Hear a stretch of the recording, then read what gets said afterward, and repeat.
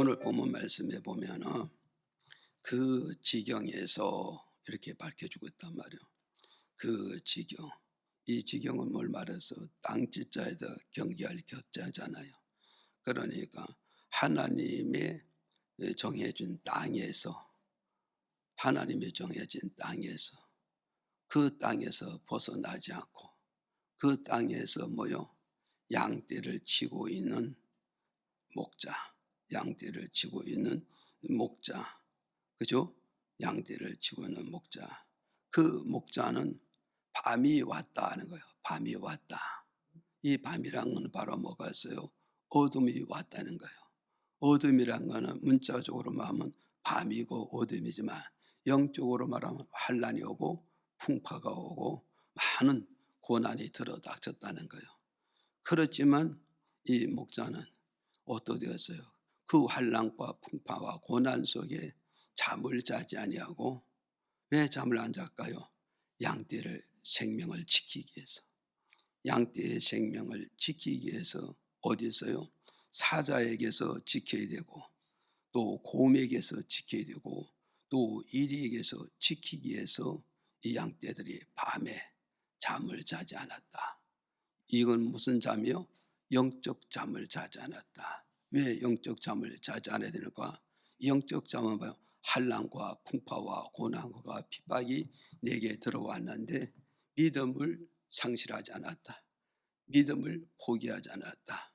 믿음을 잃어버리지 아니하고 풍파와 환난과 고난 속에서 더 굳센 믿음을 가지고 하나님이 세우신 영역과 경계와 그 영역과 경계와 그 땅 위에서 양떼의 생명을 지키고 있기 때문에 그것을 하나님께서 보셨기 때문에 어떠가서 하나님의 심부름하는 가브리엘 천사를 이 목자에게 보냈다 이 말이에요. 그 목자에게 보내니까 하나님의 심부름하는 가브리엘 천사가 어디 갔어요? 그 목자 곁에 딱 서자마자 아마 갔어요. 주의 영광의 빛이 쫙 비춰주는 거예요. 주의 영광의 빛이 쫙 비춰주는 거예요. 이것은 뭐냐? 사람들이 비춰주는 전기의 조명이 아니고 배터리 조명이 아니라 하늘의 조명을 쫙 이렇게 비춰주고 있어요. 하늘의 조명을 쫙 비춰주니까 어때서 캄캄한 밤, 환란의 밤, 고통의 밤, 괴로움의 밤, 눈물 겪는 그런 밤 속에 한 줄기의 빛이 하늘에서 쫙 비춰주니까 목자가 당황하고 놀래가지고 두려워하고 벌벌 떨고 있잖아요. 그런데 벌벌 떨고 있을 때 목자 곁에 있는 주의 사자가 목동에게 말하는 거야. 목자들아, 두려워하지 마라. 두려워하지 마라. 두려워하지 마라. 그 말씀에서 그래서 두려워하지 말라.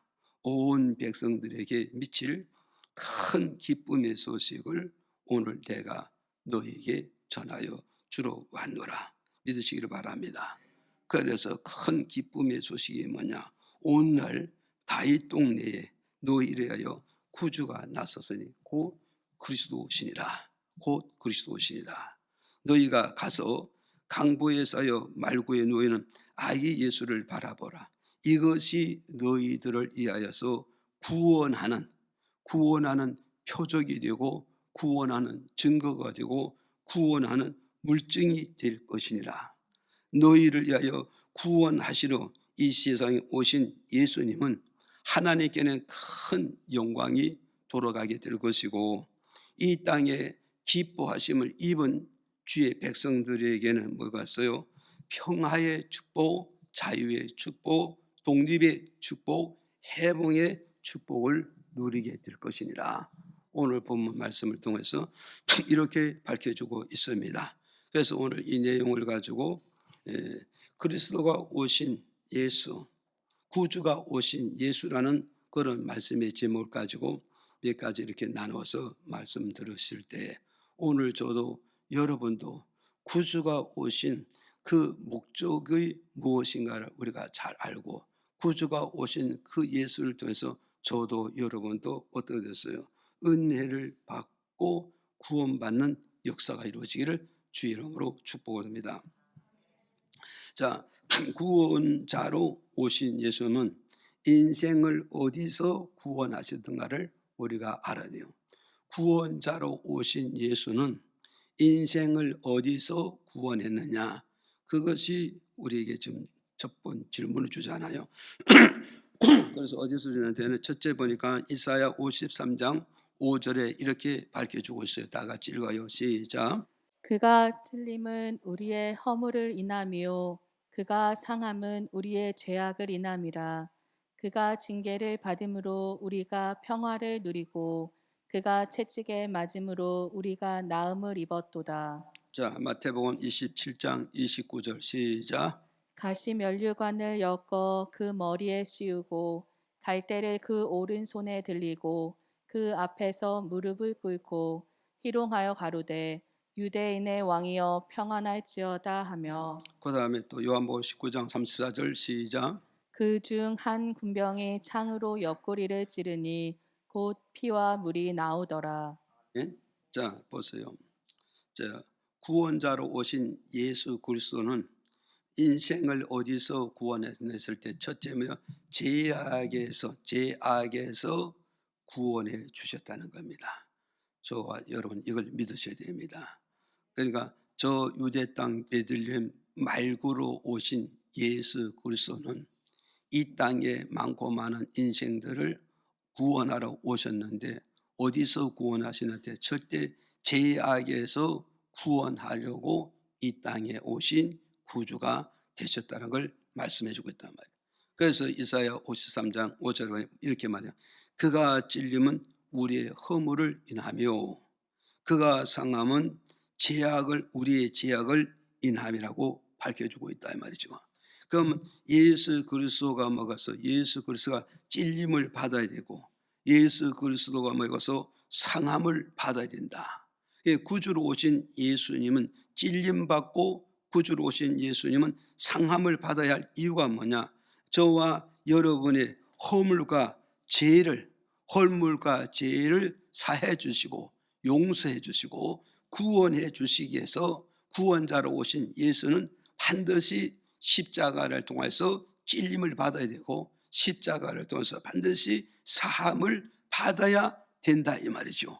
그래서 그것이 예수가 이 땅에 오시기 750년 전에 이사야 선지자가 이렇게 말씀으로 미리 선포하고 외치고 증거했는데 외친 말씀, 증거하는 말씀, 예언의 말씀을 그대로 그걸 성취하고 이루기 위해서는 마태복음 27장 29절에 보니까 예수님께서 머리에 뭘 쓰느냐? 가시면류관을 쓰셨다는 걸 우리에게 가르쳐주고 있단 말이죠. 가시면류관을 쓰시고 요한복음 19장 34절에 가서 보니까 어디가 어요 뭐였어요?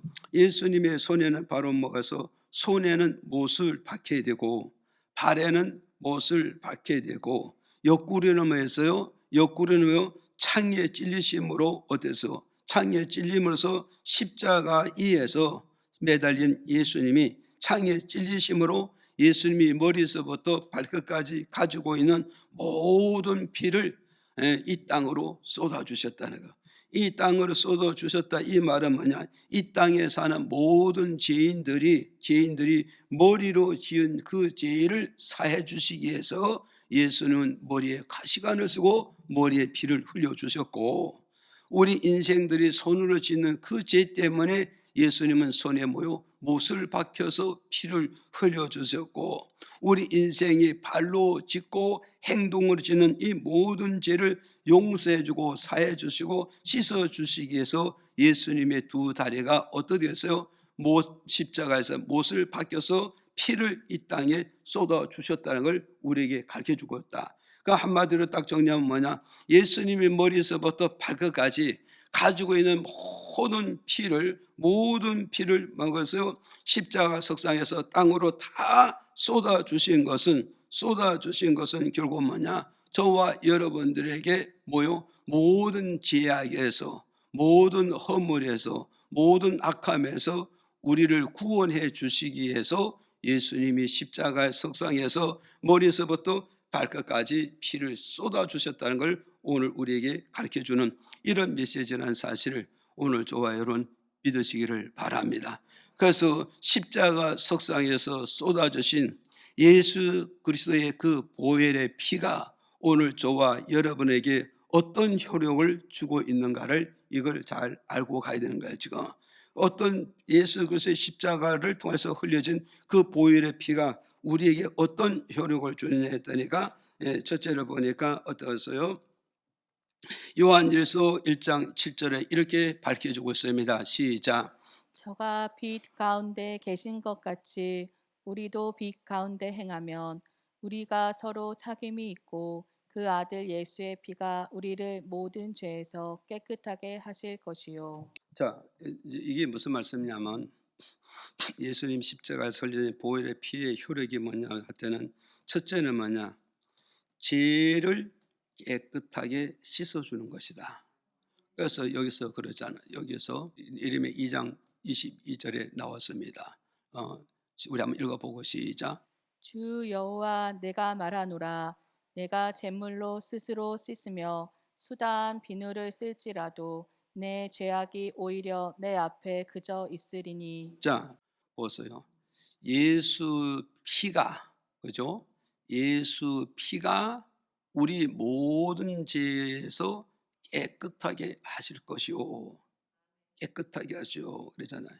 그러니까 이게 뭐냐면 예수님 십자가의 석상에서 흘린 피는 무슨 효력이냐면 죄를 깨끗게 씻어주는, 죄를 깨끗게 씻어주는 그런 효력이 있다는 걸 우리에게 가르쳐주고 있어요.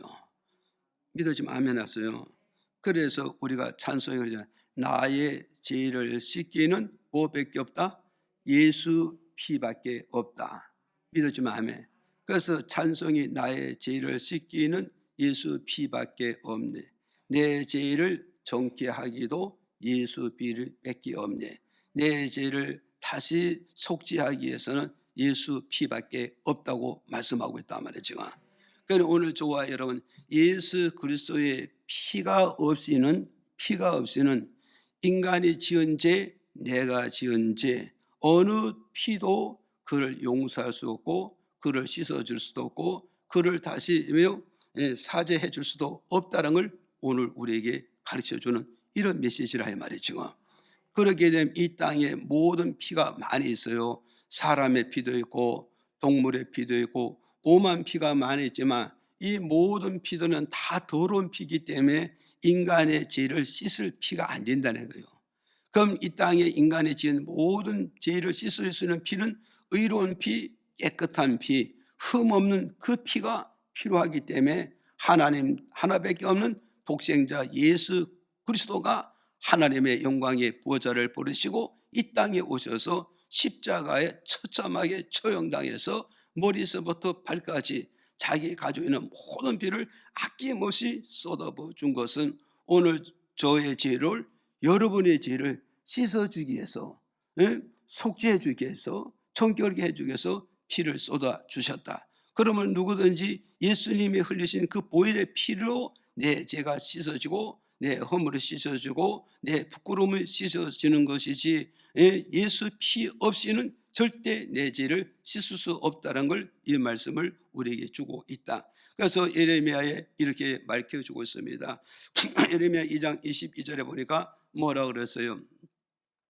여기서 뭐래요? 주 여호와여 내가 말하노라 내가 잿물로 어디서 내 죄를 씻었는데 잿물 가지고 내 죄를 씻었는데 이 잿물 가지고는 내 죄가 씻어지지 않은 거예요.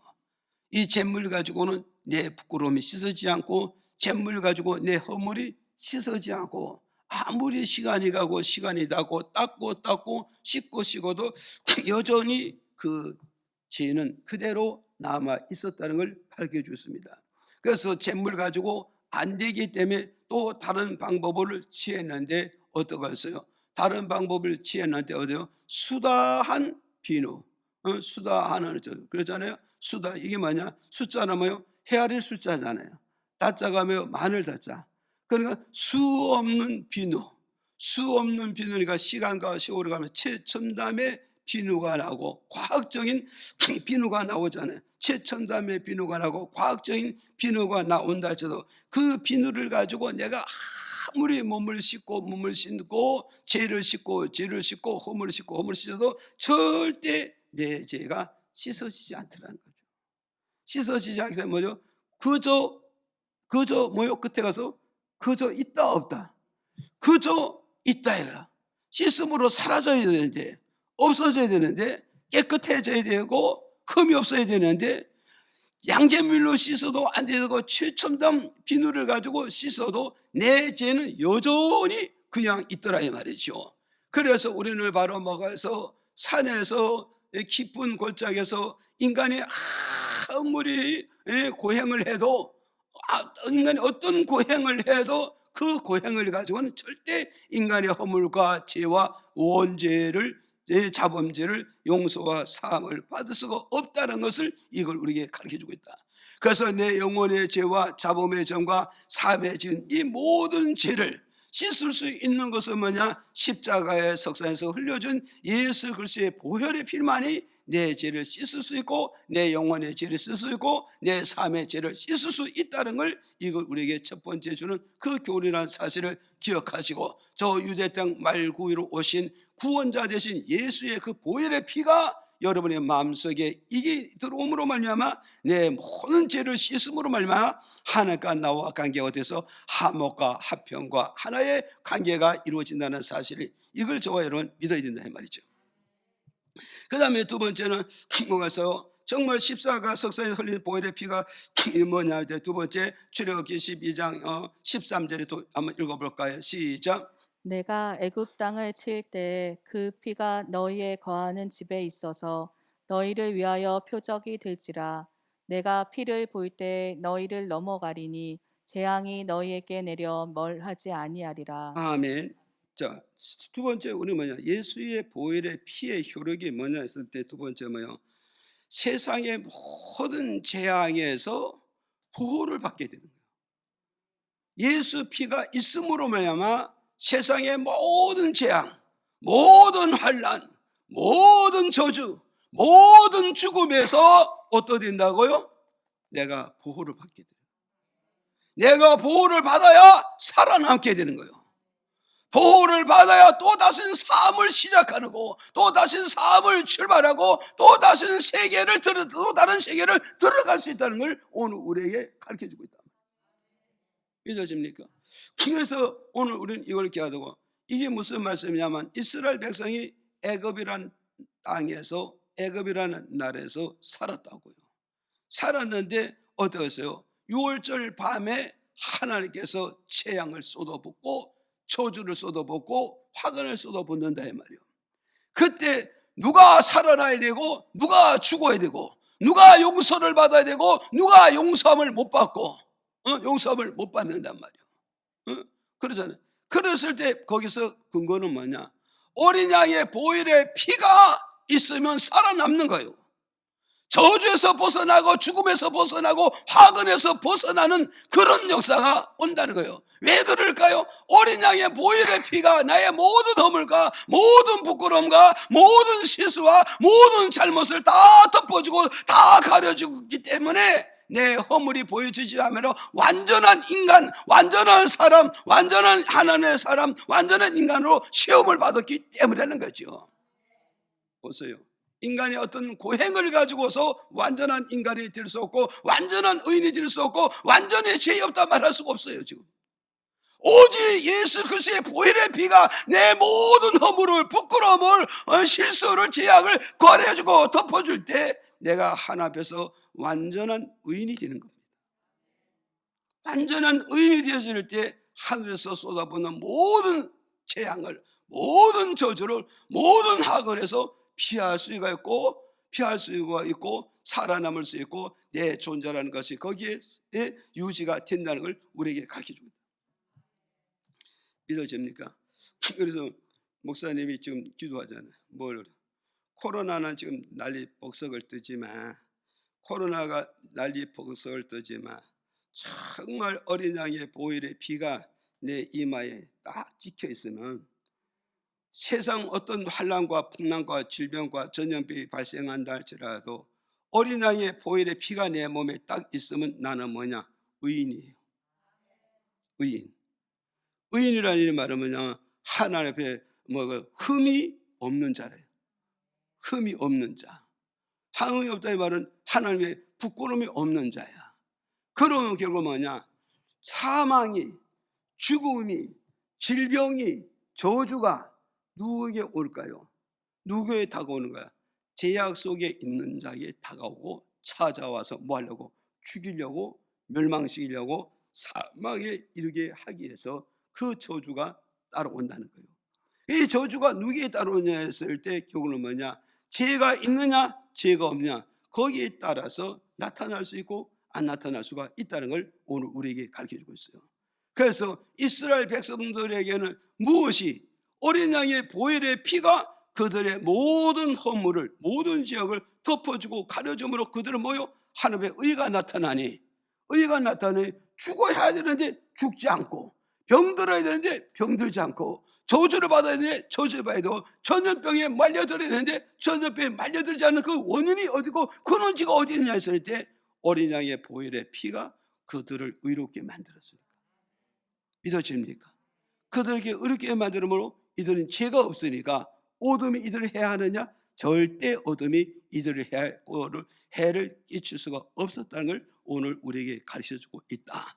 그럼 오늘 저와 여러분, 어린 양의 보혈의 피가 내 마음의 근거가 되고 내 머리에 근거, 내 이마에 근거가 된다면 우리는 세상에 어떤 화건이고 어떤 풍란이고 어떤 전염이 떠돌아다닌다 할지라도 내 마음에서부터 자유함을 누리게 되고 내 마음에서부터 안식을 얻게 되고 내 마음에서부터 강하고 담대한 자가 되어서 어둠과 싸워 이기고 질병과 싸워 이기고 전염병과 싸워 이김으로 나는 살아남게 된다는 걸 우리에게 가르쳐주는 이런 메시지를 이해가 가시죠? 이걸 오늘 저와 여러분 이걸 우리가 믿어야 되죠. 그 다음에 세 번째 보세요. 그 다음에 세 번째는 뭐냐? 히브리서 10장 19절에 또 한번 읽어보실까요? 다가 그러므로 형제들아 우리가 예수의 피를 힘입어 성소에 들어갈 담력을 얻었나니. 자, 오늘 우리는 세 번째 뭐냐? 십자가에 흘리신 보혈의 피의 효력이 세 번째 뭐냐면 천국에 입성하는 능력이 있습니다. 천국에 입성하는 능력. 그래서 여기 성경 이렇게 말하잖아요. 형제들아 우리가 예수의 피를 힘입으면은 성소에 들어가고 예수 그리스도의 피를 힘입지 아니하면 우리는 성소에 못 들어간다는 거예요. 그래서 여기서 성소는 바로 무엇을 말하냐면 하나님 나라를 말하는 거예요. 하나님 나라는 바로 천국을 말하고 천국은 바로 뭐냐? 하나님의 보좌요 하나님의 영역요 그걸 가지고 시편 다윗은 뭐냐? 극락세계라 말하고 있단 말이에요. 이해가 됩니까? 그러면 오늘 저와 여러분 뭐요? 누가 하나님 나라로 입성할 수 있느냐? 누가? 보혈의 피가 있는 자는 하나님 나라에 입성한다는 거예요. 천국에 입성하나요? 훗날에 하나님 날 부르실 때 하나님 그 나라에서 하나님의 영광이 하나님을 만나고 구원자 되신 예수 그리스도를 만나서 그분과 함께 손잡고 뭐가서요? 영생 복락을 누리게 된다는 거죠. 그래서 여기서 시편 저자는 뭐라 했어요? 형제들아 너와 나 함께 모여 예수의 피를 갖자. 예수의 피를 소유하자. 예수 그리스도의 피 우리 가슴속에 품자. 이것이 결국 뭐냐? 어디서 성소에 들어가는 담력을 얻는다. 성소에 들어가는 자격을 얻는다. 성소에 들어가는 문이 활짝 열어지게 될 것이다. 이 피가 있음으로 말하면 어느 누구도 성소 문을 닫을 수가 없느니라. 천국 문을 닫을 수 없고 영생의 문을 닫을 수가 없느니라 말씀하고 있잖아요. 믿어집니까? 그러면 오늘 저와 여러분 내 마음속에 이 피가 있으므로 예수님의 그 의로운 피가 있으므로 어디요? 이게 천국 가는 담력이라 말을 바꾸면 천국 갈 수 있는 자격을 얻었다는 거예요. 천국 갈 수 있는 신분증을 얻었고 천국 가는 뭐요? 증명서를 내가 쥐고 있다는 걸 오늘 우리에게 가르쳐주고 있다. 믿어지면 아멘 하세요. 그래서 오늘 우리는 이걸 쥐고 있으면 어땠어요? 내 인생의 종착역에 딱 가면은 딱 가면 어땠어요? 모세 영혼을 데리러 오는 천군 천사가 있고, 스데반 영혼을 데리러 오는 천군 천사가 있고, 아브라함의 영혼을 데리러 오는 천군 천사가 있잖아요. 그 천군 천사와 함께 보혈의 피를 들고 가면 어땠어요? 하늘 문이 쫙 열려. 여러분, 홍해 문만 열리는 것만 가지고 기뻐하지 말고 하늘의 문이 열리는 걸 기뻐하란 말이에요. 그래서 스데반이 마지막에 복음 전하는 마지막 현장에서 하늘 문이 열어지는 걸 바라보고 후퇴하는 것이 아니라 전진하고 있습니다.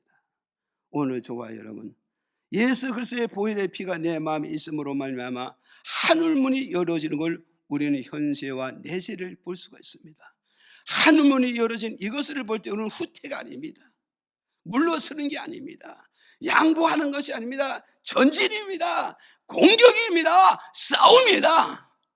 그래서 최후의 승리까지, 최후의 승리 얻을 때까지 우리는 끊임없이 공격하고 끊임없이 전진하고 끊임없이 싸워서 승리의 쾌가를 부르면서 하나님 나라에 입성하게 된다는 사실, 이걸 저와 여러분 확실히 믿고 우리는 강하고 담대하게 가기를 바랍니다.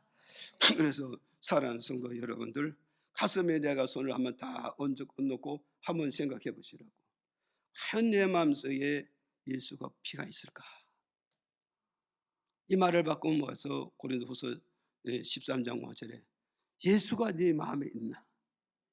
너는 예수가 네 마음에 있는가 늘 시험하고 확인해서 내 마음속에 예수 그리스도가 네 마음에 있다면 너는 마지막 종착역에 하늘문이 열어지면서 하나님 나라에 입성하게 될 것이다. 예수가 내 마음에 있다 이 말은 예수의 생명의 피가, 능력의 피가, 보혈의 피가, 속죄의 피가 내 마음에 막 살아 움직인다 말이죠. 이걸 우리에게 가르쳐주고 있다는 사실, 이걸 이해가시죠? 그 다음에 큰 두 번째로 질병에서 우리를 구원하시는 구원자 되신 예수였다는 걸 우리에게 가르쳐주고 있어요. 그래서 이사야 53장 4절 5절을 이렇게 읽어봐요. 시작. 그는 실로 우리의 질고를 지고 우리의 슬픔을 당하였거늘 우리는 생각하기를 그는 징벌을 받아서 하나님에게 맞으며 고난을 당한다 하였노라. 그가 찔림은 우리의 허물을 인함이요 그가 상함은 우리의 죄악을 인함이라. 그가 징계를 받음으로 우리가 평화를 누리고 그가 채찍에 맞음으로 우리가 나음을 입었도다. 아멘. 자, 여기서 우리는 기억을 하시라고요. 자, 보세요. 예수님은 우리를 어디서 구원할 때 질병에서 구원하신다 그랬잖아요.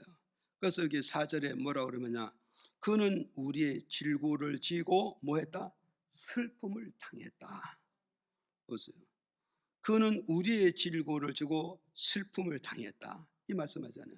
그래서 여기서 질고는 바로 뭐요? 질고랑은 뭐요? 한문을 보면 병질자라, 병질자. 병질자, 쓸고자. 이 말을 바꾸면 인생의 삶의 현장에서 겪고 있는 모든 질병, 무서운 질병을 그걸 건져 주시기 위해서, 치료해 주시기 위해서, 낫게 하기 위해서 5절에 가서 뭐라 그랬다고요? 5절에 가서 뭐 했어요? 예수님이 십자가 지시고 채찍에 맞으셨다는 거예요. 예수님이 십자가 지시고 채찍에 맞음으로 말미암아 어땠어요? 병에서 나음을 얻게 되고 병에서 치료받게 되고 질병의 고통에서 뭐요? 벗어나서 자유함을 누리고 건강함을 누리고 편안하게 살게 되어졌다는 걸 오늘 우리에게 이 말씀을 통해서 우리에게 가르쳐주고 있잖아요. 지금 믿어주면 아멘 하세요. 이러므로 질병의 고통 겪는 모든 사람은 질병에서 구원해 주시고 질병에서 치료해 주시고 질병에서 뭐요? 편안하게 하시는 예수 그리스도 앞에 나오는 자에게는 누구든지 주님은 다 치료해 주시고 건쳐 주시고 낫게 해 주신다고 밝혀주고 있어요. 그래서 마태복음 4장 24절에 보니까 예수님이 해당에서 말씀을 가르치고 병을 고쳐주니 동서남북 사방팔방에서 각생병자들이 예수께 나오니 한 사람도 거절을 하지 않고 각생병을 다 고쳐주심으로 말미암아 예수 그리스도의 소문이 동서남북으로 사방 퍼지는 그런 역사가 이루어졌다는 걸 가르쳐 줬습니다. 그래서 우리 여기에서 우리는 기억을 해야 될 것은 뭐냐? 각생병자들이 집 안에서 곤침받은 게 아니고 직장에서 곤침받는 게 아니고 다 예수 그리스도 앞에 나왔을 때 각생병자를 고쳐줬다는 이것을 우리가 꼭 기억을 하셔야 돼요.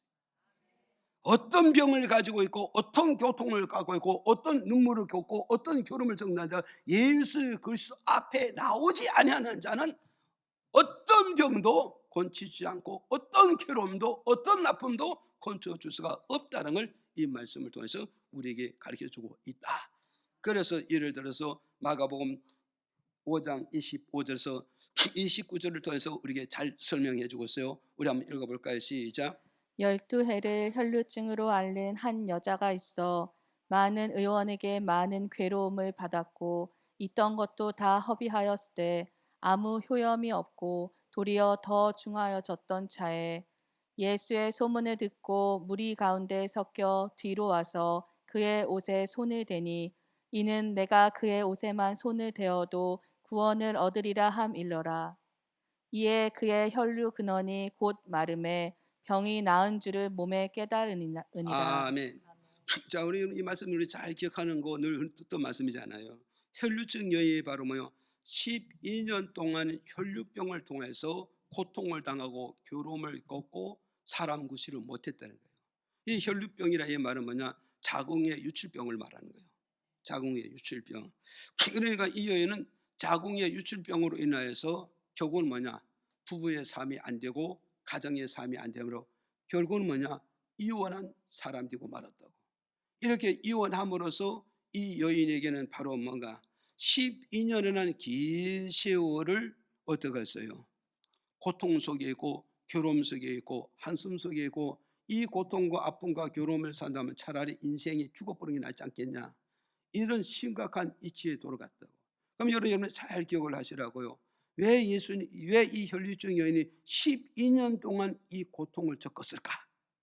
12년 이 고통 겪는 그 근원이 뭐냐 했을 때 26절에 보니까 뭐라고 그랬어요? 26절에 보니까 의원에게 현대 말하면 의사잖아요. 현재 말하면 의사. 그래 이 혈류증 여인 지금 2000년 전의 얘기인데 그때만 해도 의원이고 의사가 있다 이 말이요. 그죠? 의사 있고 의원 있고 약사가 있어요. 그러니까 이 사람은 어디다가 의지했다는 거예요? 의사에게 의지한 시간이 몇 년 걸렸다? 12년이라는 것이 걸렸는데 그 12년 동안에 어떤 괴로움과 어떤 한탄 어떤 괴로움을 적어도 예수는 그에게 달려가서 그 여인을 고쳐주지 않았다는 거예요. 고쳐주지 않았다. 오늘 저희 우리 잘 기억하시라고. 어떤 고통을 듣든 어떤 질병을 당하든 어떤 저주를 받든 예수 앞에 나올 때 교회 앞에 나올 때 예배 드릴 때 역사가 이루어지고 기적이 일어나고 고통과 아픔과 질병이 치료되고 해결되고 풀어지는 것이지 예수 앞에 나오지 않는다면 교회 앞에 나오지 않는다면 예배 속에 들어오지 않으면 아무것도 해결될 수 없다는 거. 이걸 우리에게 좀 주는 메시지. 보세요. 그 다음에 또 25절에 보니까 어떠냐? 25절에 가서 보니까 이 사람 맞아요. 왜 먹어서 12해를 혈류증을 앓았다잖아요. 이 말은 뭐냐면 왜 이 여인이 12년을 고통만 겪었을까요? 첫째는 의사였지만 두 번째는 뭐예요? 12년이라는 말은 시간이 의지했다는 거예요. 시간에 내 인생을 맡기고 시간에 내 병을 시간에 내 고통을 거기서 해결하기 위해서 시간에 다 바쳐버렸단 말이에요. 그래서 우리는 어때죠? 시간이 뭐요? 세월이 약이라고 그러지만 때에 따른 세월이 약이 아니라 세월이 독이 되고 시간이 독이 된다는 것도 우리는 이 말씀을 통해서 깨닫고 가야 되는 거예요. 이해가십니까? 그러니까 오늘 우리는 이 말씀을 통해서 시간이가 낫겠지. 이 막연한 시간에 의지하고 막연한 시간에 맡기고 막연한 시간에 내가 붙들리고 막연한 시간에 내가 노예가 되는 이런 여인이 바로 뭐냐? 시간의 노예가 됐다고. 시간에 사로잡혔다고. 막연한 시간에 이끌렸기 때문에 12년이라는 고통을 눈물로 사용하잖아. 고통을 치솟게 되고 정말 사람다운 사람답게 살지 못한 이런 세월이 있단 말이에요. 오늘 저와 여러분 어떠세요? 시간만 가면 뭐가 되겠지? 시간만 가면 뭐가 성공되겠지. 시간 되면 뭔가 손을 잡겠지. 시간 되면 뭔가 병이 고쳐지겠지. 시간 가면 뭔가 눈물이 닦아지겠지. 절대 그게 아닙니다. 오늘의 은혜를 못 받으면 내일 또 못 받는 겁니다. 오늘 주님 못 만나면 내일 주님 못 만납니다. 오늘 해결 안 되면 내일 해결 안 됩니다. 오늘 승부를 못 거면 내일도 승부를 걸 수가 없습니다.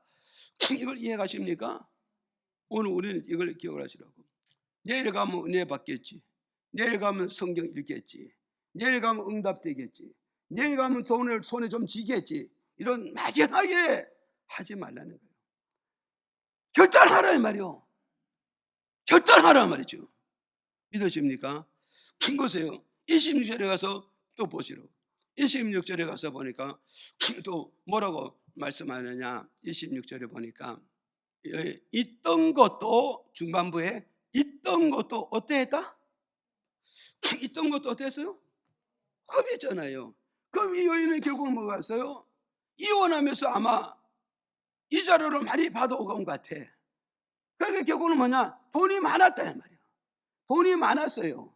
그런데 이 여인이 왜 12년 동안 이 고통을 겪고 그랬을까? 가지고 있는 돈이 있기 때문에 나는 돈이면 병을 고칠 수 있다. 돈이면 인간을 정복할 수 있다. 돈이면 눈물 닦을 수 있다. 돈이면 모든 고통과 괴로움을 다 벗어줄 수 있다. 이걸 지금 못해서 돈에다가 인생을 거는 거, 돈에다가 치료를 받는 거, 돈에다 인생의 자유함을 거는 거, 돈에다 인생의 평안을 거는 거, 이게 얼마나 어리석고 바보스러운가를 우리는 이 말씀을 통해서 우리는 깨달아야 돼요. 오늘 저와 여러분, 돈이면 다 해결되는가요? 아닙니다. 부자가 왜 죽습니까? 가진 자가 왜 죽습니까? 돈이 없어서 죽습니까? 아닙니다. 해결이 안 되기 때문에, 고쳐지지 않기 때문에, 치료되지 않기 때문에 죽고 마는 겁니다. 오늘 교회에서나 뭐 어디서 장막에서 드는 사랑하는 성도들, 우린 이런 말씀을 통해서 돈이 내게 주인이 되면 안 돼요. 돈이 나를 사로잡으면 안 되고 돈이 내 인생을 이끌어가면 안 되는 겁니다. 돈은 좋은 겁니다. 인생의 삶 속에서 돈보다 더 좋은 건 어디 있어요? 돈보다 더 좋은 건 어디요? 그래서 오늘 아침에 내가 밥 먹어서 집을 잠깐 봤다. 어떤 연예인이 그러더라고. 내가 볼 때는 한 60 조금 넘은 것 같은데 올해 최고 행복했대. 그 뭐가 행복했냐? 올해 생일에 남편이 챙겨줬는데 케이크를 갖다가 불을 피우는데 거기에 뭐 안에서 딱 들었더니 돌이 쪼르륵 따라오르더란 거야. 그래서 뭐니 해도 돈이 최고야. 그래서 최고의 생일을 맞이해서 최고의 행복을 느꼈으면서 남편하고 계속 이렇게 좀 해줬으면 좋겠다. 그러지만 돈이 얼마나 좋으면 그럴까요? 돈은 좋습니다. 그러나 이 여인이 돈에 인생을 맡긴다는 게 이게 바보스럽다는 거. 돈의 병을 고치려 하는 게 이게 바보스럽다는 걸 우리는 깊이 깨닫고 가야 되는 거예요. 믿어집니까? 그래서 이 여인이 뭐라고 그래요? 12년 동안에 시달리면서 고통 다 겪고 괴로움을 겪고 눈물 몇 바가지를 쏟고 몇 동이를 쏟았겠어. 한없는 눈물 다 쏟고 신세 타령 얼마나 많이 했겠어. 내 신세가, 내 팔자가, 내 이게 뭐야? 얼마나 많은 고통과 괴로움을 겪어서 그 고통 겪고 의사도 안 되고요, 시간도 안 되고 돈이 안 되니까 전도자의 말이 귀에 들리는 거예요. 오늘 이거 이해가십니까? 이걸 이해해야 됐어요. 그래서 전도자의 말을 듣고서 이 사람이 뭐라 독백한지요? 이제 내가 예수께 나가리라. 이제 내가 교회로 나가리라. 이제 내가 예배 속에 들어가서 나도 예배 드릴 거야. 예배 드릴 거야. 그러면서 이 여인이 결국은 뭐가 했어요? 정말 내가 이제는 예수님께 나갈 거야. 나도 이제 예배 드릴 거야. 그리고 주님의 은혜를 받기를 원해. 나는 치료받기 원해.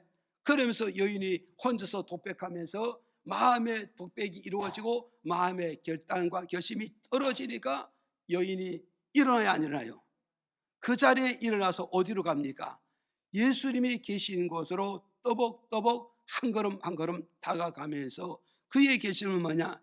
내가 예수님과 손을 잡으면 역사는 이루어지지만 아무리 예수께 나간다 할지라도 예수의 손을 잡지 않는다면, 예수의 옷을 잡지 않는다면, 예수 바지 가닥도 잡고 늘어지지 않는다면 나는 매일 이런 생활이 반복이요, 이 고통의 삶이 반복이요, 이 질병의 삶이 계속 반복이 되어질 거야. 그런 굳은 결심과 결단을 가지고 내가 예수를 나가는데 그냥 나게 아니에요. 분명한 목적이 있습니다. 분명한 목적은 뭐냐? 예수를 찾겠다는 거예요. 오늘 사랑하는 성도 여러분, 우리가 교회를 나오는데 분명한 목적이 있습니다. 목사님 만나러 오는 게 아닙니다.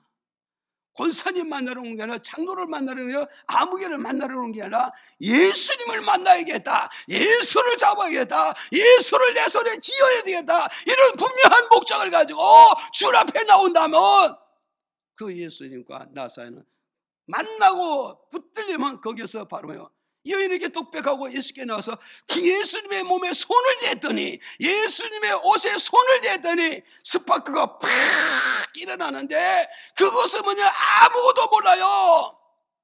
옆에 있는 제자들도 군중들이 몰라요.